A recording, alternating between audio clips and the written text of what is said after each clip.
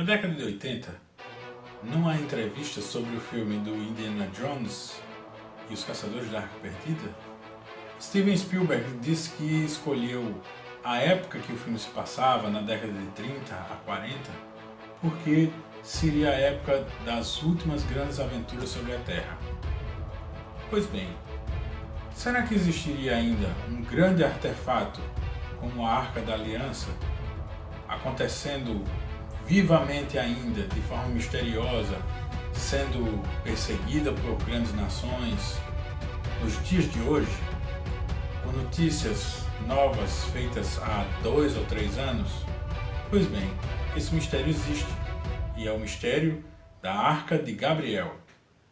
É esse o vídeo de hoje do Detetive do Improvável.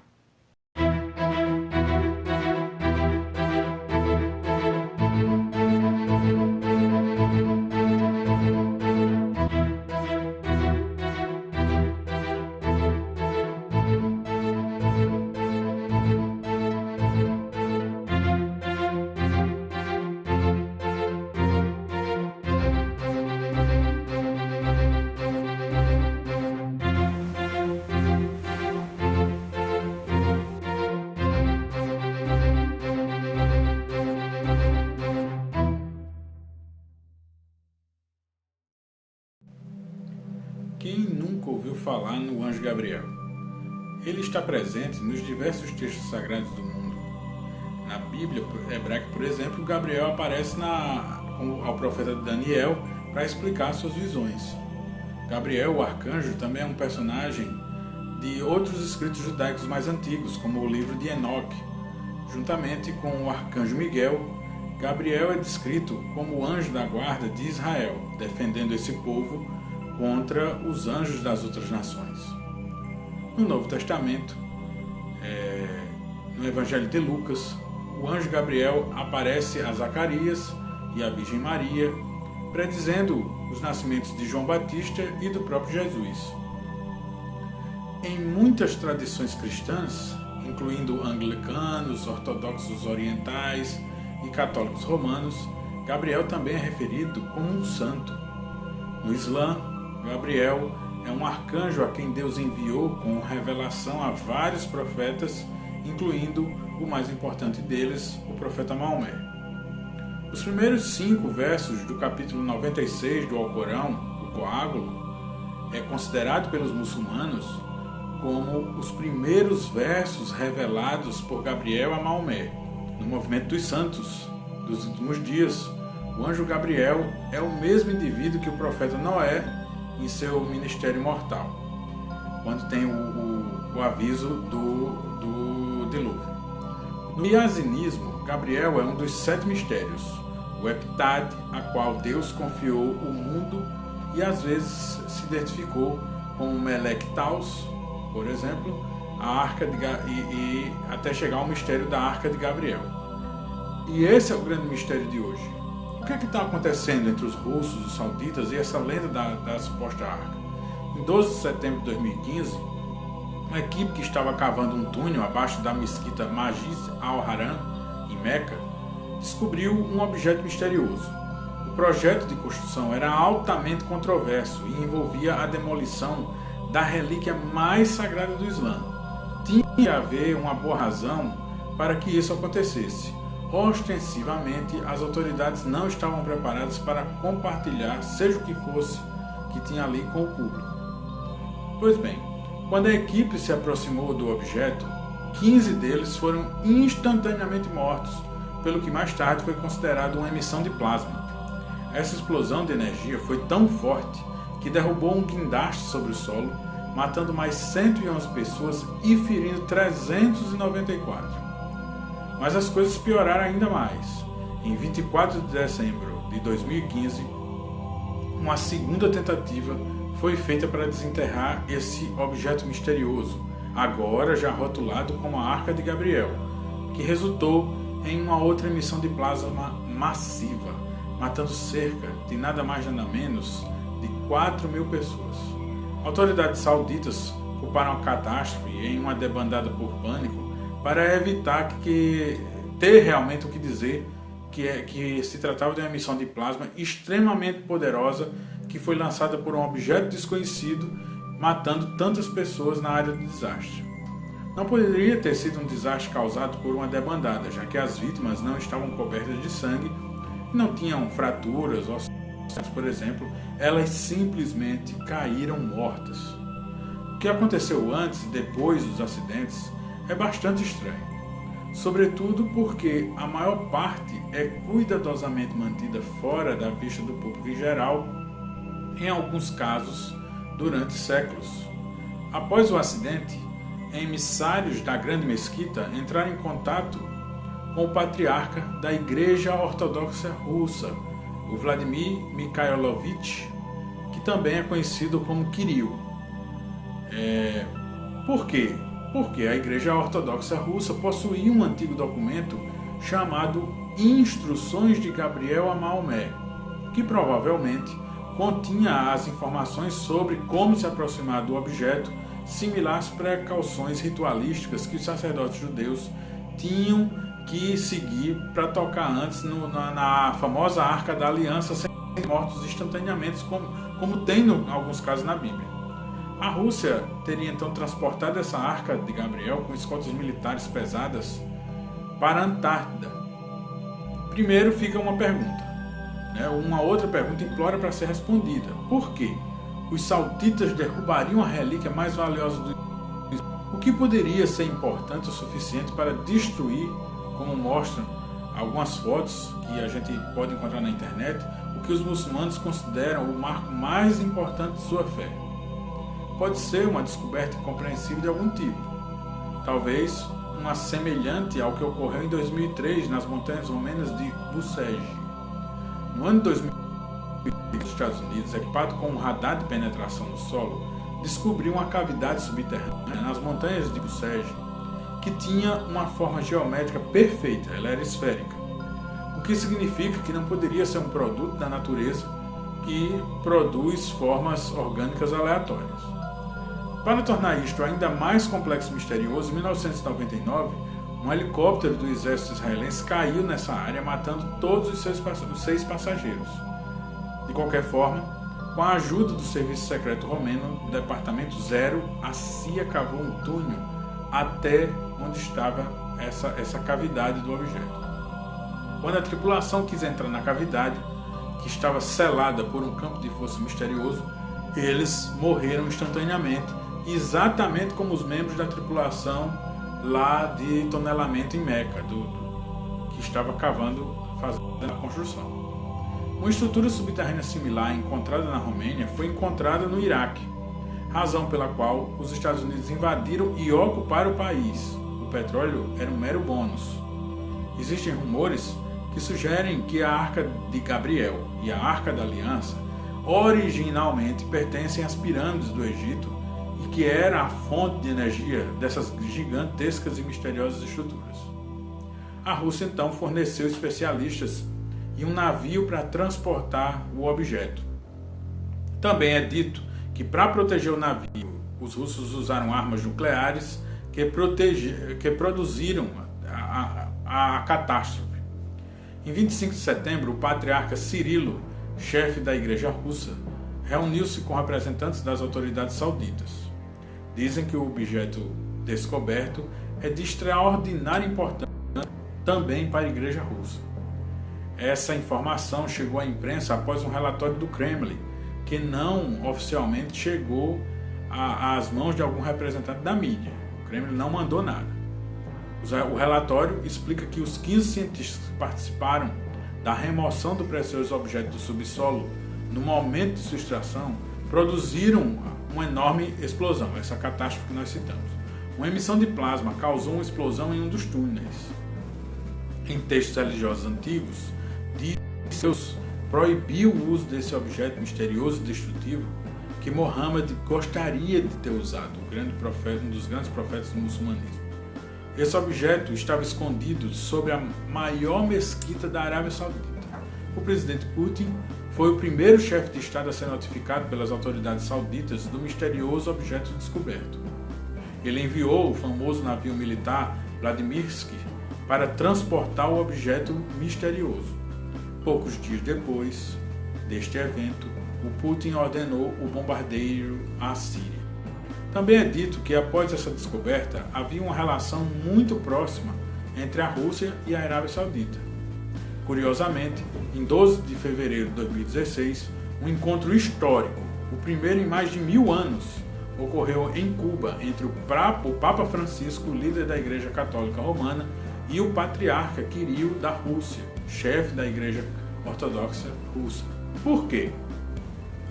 A natureza exata da conversa não é conhecida, mas há informações espalhadas na internet que o Papa Francisco teria dado ao patriarca Kirill outro manuscrito bíblico secreto de propriedade da Biblioteca do Vaticano que fala da mesma Arca de Gabriel e sobre que é dito ter sido escrito até mesmo pela Bíblia, citando os anjos envolvidos. Após este encontro de Kirill com o Papa Francisco em 6 dias, em 18 de fevereiro de 2006, o patriarca da Rússia foi diretamente para a Antártida. E vejam que surpresa! O que faz o patriarca Kirill na Antártida? Além das declarações oficiais mentirosas, ele parece ter ido lá porque a marinha russa, carregando a Arca de Gabriel, teria realmente levado para a Antártida um misterioso objeto antigo. Com a ajuda do manuscrito do Papa, Kirill realizou um ritual antigo para a Arca de Gabriel na Igreja da Trindade do Rei George, situada na Antártida, uma pequena igreja ortodoxa russa. Curiosamente, há rumores de que o presidente Obama, durante sua visita à Argentina, entre os dias 26 e 27 de março de 2016, fez também uma visita secreta à Antártida, no desconhecido local russo onde a Arca de Gabriel está alojada. Então, vamos pegar tudo que a gente pesquisou na internet e vamos trazer já algumas conclusões. Estranhamente, parte dos dados é real. Realmente o navio, o Vladimirsky, chamou o porto de Jeddah no início daquele mês em uma missão militar religiosa.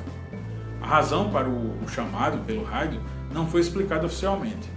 A imprensa russa descreveu-a como uma misteriosa visita de negócios.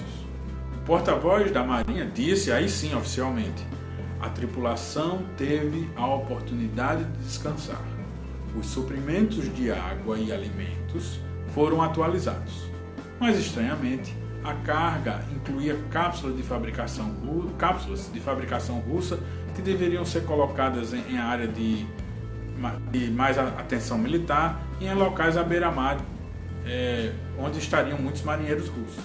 A visita é muito estranha, uma vez que a relação entre a Arábia Saudita e a Rússia não são nada boas, pelo menos oficialmente, né? Os dois países estão sempre em lados opostos, na guerra civil, por exemplo, da Síria. O Socha Faal, cujas alegações infundadas sobre a Arca de Gabriel se espalharam muito rapidamente pela internet, não oferece nenhuma razão além do fato de que o Islã e a Igreja Ortodoxa Russa são hostis à Igreja Católica, pela qual a Arábia Saudita ofereceria à Rússia essa arma. Por que ofereceria logo à Rússia? Igualmente, correto está Socha Faal não explica por que a Rússia levaria a arma para a Antártida, mas apenas fornece alguns links para teorias de conspiração sobre a existência de uma base de discos voadores nazistas no Polo Sul. O Faal, que estamos citando, é considerado um pseudônimo de David Booth. Ele possui um site chamado What Does It Mean?, que é um site que é onde apareceu pela primeira vez toda a notícia. É muito improvável, entretanto, que o Booth, cujas crenças são as mesmas e que, de acordo com o qual um planeta chamado Nibiru atingirá a Terra até março de 2019, tenha acesso aos relatórios secretos do exército russo. Não existiria, então, um link entre eles. Então, sobre o mistério da Arca de Gabriel, ele é muito especial porque é um novo mistério. Ser novo mostra essa continuidade do desafio daqueles que se dispõem a enfrentar tudo o que é defendido pelo realismo fantástico. As informações são novas e, acredite, pessoal, nesses mais de 30 anos que eu venho lendo sobre o realismo fantástico, eu nunca tinha ouvido falar sobre o tema até alguns anos. Ele não está presente em grandes livros antigos do realismo fantástico, nas obras do Robert Charroux, nas obras de Erich von Däniken ou escritores do tipo, ou do próprio Sérgio Russo. Eu não vi. Já consta no site do Sérgio Russo, ele já citou algumas coisas, até porque ele tem muita pesquisa sobre os mistérios da Antártida. Então lá realmente o mistério está atualizado. Sobre a Arca de Gabriel. Agora, nas grandes obras clássicas, eu não lembro de forma alguma. As fotos que a gente encontra na internet, linkadas, classificadas como se fossem do evento onde pessoas morreram, né, durante aquela obra que estava sendo feita para a retirada do objeto, batem, assim, você vê que são coisas da atualidade, são tratores últimos modelos, como a cidade está hoje, né? Então, assim, procede. O mistério realmente tem, assim, sua fonte duvidosa. A fonte é muito pobre, muito criticada, facilmente foi detectada que ela foi original, e que, sendo original, não teria como realmente ter tido acesso tão facilmente às informações que prestou, como, por exemplo, documentos secretos mundiais, russos, americanos, né, das igrejas que envolveu. Mas está espalhado pela internet hoje. E os pontos citados, os navios, os contatos feitos, as visitas oficiais, as referências são boas. Então há esse choque. Durante a pesquisa há esse choque.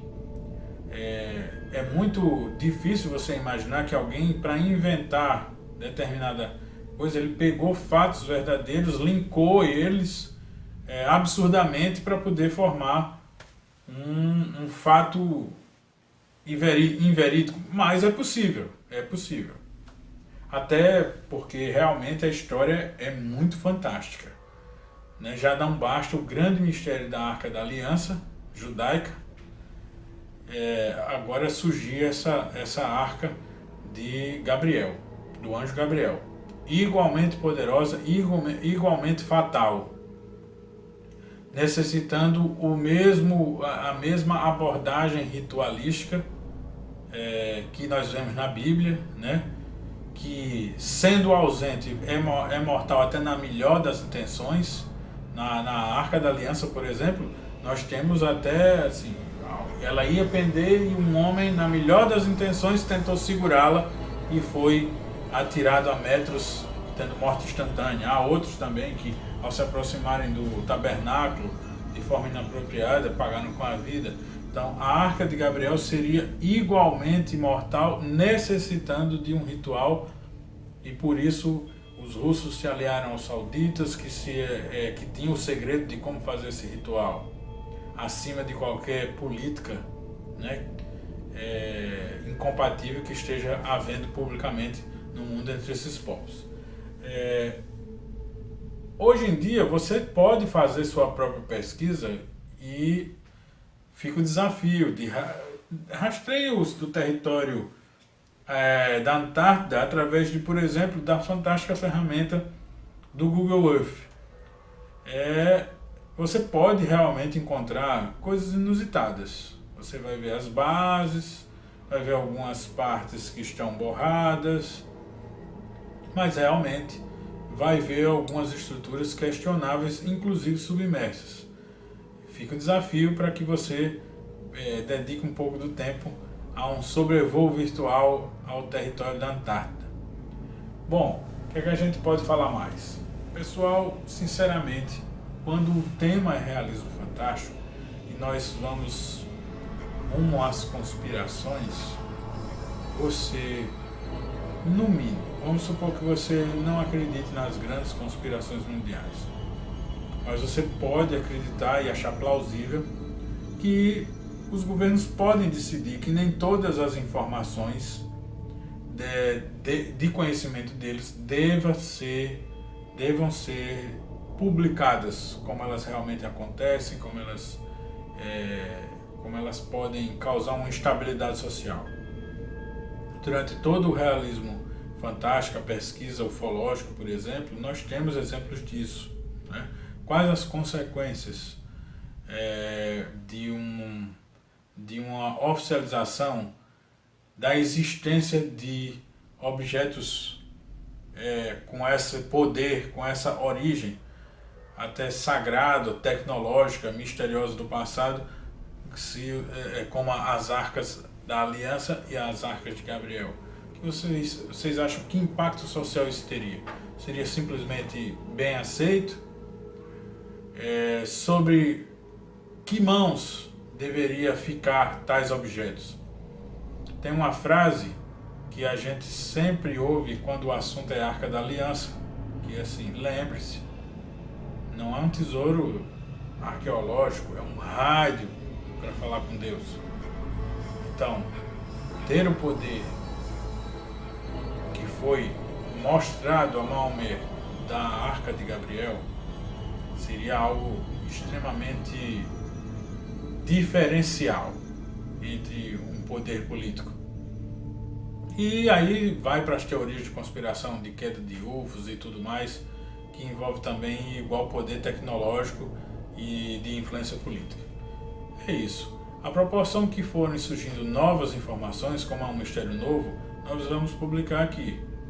Esse assunto pode ser também igualmente linkado daquele vídeo anterior dos UFOs sobre a Casa Branca, onde ficou a mesma questão. O que aconteceria se aquilo fosse oficializado, dito nas grandes mídias, ditas sérias, né? Mas que na verdade são donas de muito poder? A internet está aí e eles estão realmente perdendo o monopólio da informação. Nós estamos aqui. Vocês sabiam, pessoal, que, por exemplo, o Detetive do Improvável foi colocado fora do ar 3 vezes. Não sei o motivo, mas ele já foi atacado 3 vezes. Depois, ele foi considerado de conteúdo malicioso ou perigoso. Então você entrava no link e aparecia a mensagem que o site poderia passar vírus e tudo, e eu nunca recebi uma resposta sobre o porquê isso acontece. E a outra coisa que nos aconteceu nessa jornada foi que o Google, por exemplo, não aceita que o Detetive do Improvável esteja entre os sites que ele faça divulgação. O motivo é que o conteúdo não é compatível com a ideologia da empresa. Que interesses são esses? Por que não? Que forma de censura disfarçada é essa? Que nós não podemos, por exemplo, ter anúncios ou ter alguma renda oriunda de uma parceria com a Google. Por sorte de nós que gostamos do tema e gostamos da verdade, o Detetive do Improvável não precisa de renda, não precisa de lucro. Nós estamos aqui para convidá-los a continuar o trabalho e se tornar também um Detetive do Improvável. Eu espero que vocês tenham gostado do vídeo. Continue as pesquisas. Não esqueça de dar o seu like, se inscreva no canal, é importantíssimo. E nos mande críticas, nos mande sugestões de tema. E é isso, vamos continuar com o nosso trabalho. Acesse sim o site, está sempre com novidades também por lá. Nem todas as matérias viram vídeos, mas nós estamos aqui mantendo vídeos e matérias toda sexta-feira. Muito obrigado sempre. Eu sou Caim Wolf para o Detetive do Improvável.